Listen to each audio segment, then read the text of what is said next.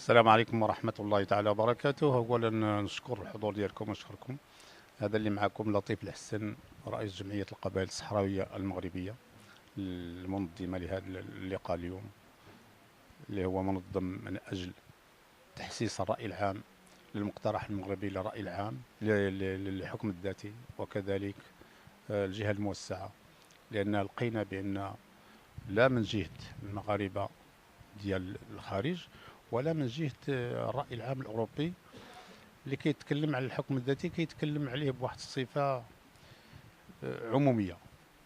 حنا اللي بغينا اليوم هما جاو أساتذة مختصين في هذا الأمر هذا، وبغيناهم باش يدخلوا بالتفاصيل الحكم الذاتي المقترح المغربي والعدالة ديالو للتطبيق لحل هذه القضية، حل سياسي، وكذلك الجهة الموسعة. ولأجل هذا إن شاء الله والجمعية جمعية القبائل الصحراوية المغربية قائمة بأنشطة عديدة، لكن اليوم خاص بلقاء دراسي أو شيئا ما للأمر. ونتمنى من الله التوفيق، ولحديثنا بقية إن شاء الله. بعد إن شاء الله لحديثنا بقية، راه كاين ضيوف اللي غادي يجوا، كاين الناس اللي غادي يتكلموا. وشكرا للفرقة الطاقم ديالنا إن شاء الله على هذا الحضور ديالهم. السلام عليكم ورحمة الله تعالى وبركاته. أنا بوشل قعلي من قبيلة ياسين في جهة قلميم، عضو النائب الأول ديال جمعية القبائل الصحراء المغربية بأوروبا.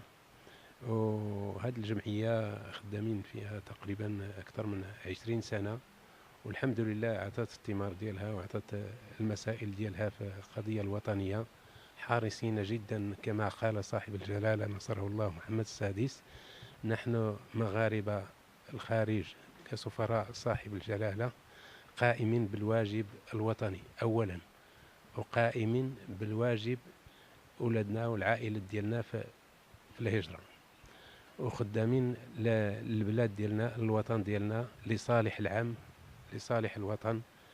وهذه الجمعية سبقت كما قلت فيها احنا خدامين 24 سور 24 في المسائل اللي كتمس بنا بالوطن ديالنا وبالوحدة الوطنية ديالنا. وحنا كما كيقول المثل: أهل مكة أدرى بشعابها.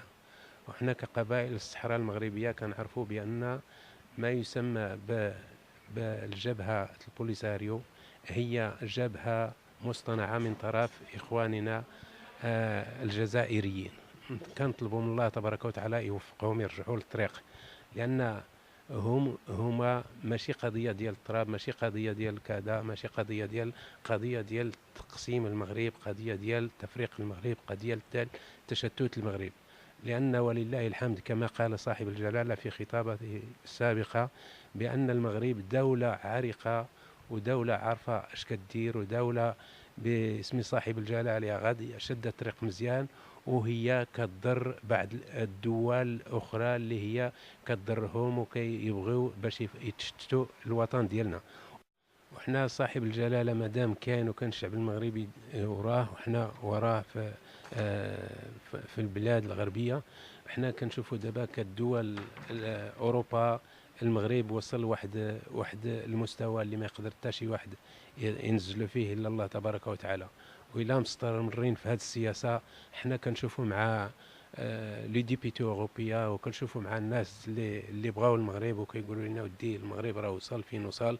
وحنا الحمد لله كنمشيو كنزوروا المغرب وكنشوفوا المغرب وكنشوفوا اليوم غدا احسن من البارح، وبعد غدا احسن من غدا.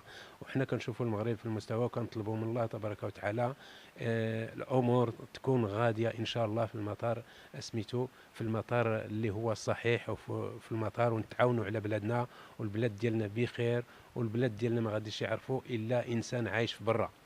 وحنا لو كان هاد الناس على حق لو كان كنا معهم، وحنا ولاد الصحراء، وحنا ولاد القبائل الصحراء، وحنا جايبين الأخبار للصحراء ما كيتروج فيها، ما كينعيش فيها.